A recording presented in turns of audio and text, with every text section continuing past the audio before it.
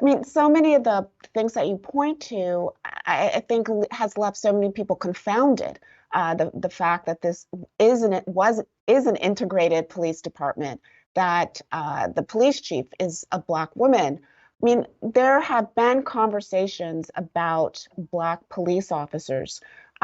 James Baldwin, famously wrote Sure. that, Negro policemen are feared more than whites, for they have more to prove and fewer ways to Hmm. prove it.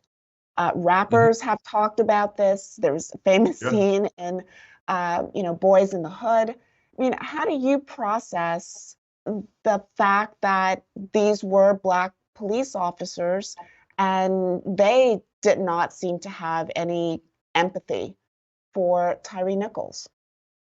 I mean, it's a difficult thing to sit with, but the fact of it is that when we look at this, and this may be, you know, something as it is. It, I don't mean to lack the kind of warmth of humanity or kind of recognizing the tragedy of this here by talking about statistical realities. But the fact of it is that most people in this country who are killed by police are white. Most of them are killed by white police officers.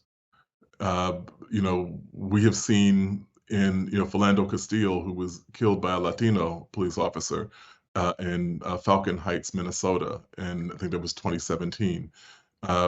We've seen instances to more than we can count of Black people who've been killed by white police officers. We've seen instances in where Black people have been killed by Asian American police officers.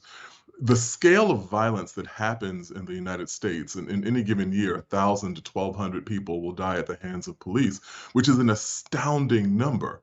And for a number that large, it almost means that you will have a kind of demographic lottery. There'll be all kinds of combinations of people who die at the hands of police. What that points to is not necessarily something about having Black police, or, I mean, statistically, they are less likely to behave in these ways. But the reality is that we simply have a problem with volatile and violent policing overall in this nation, and it affects people of every racial background.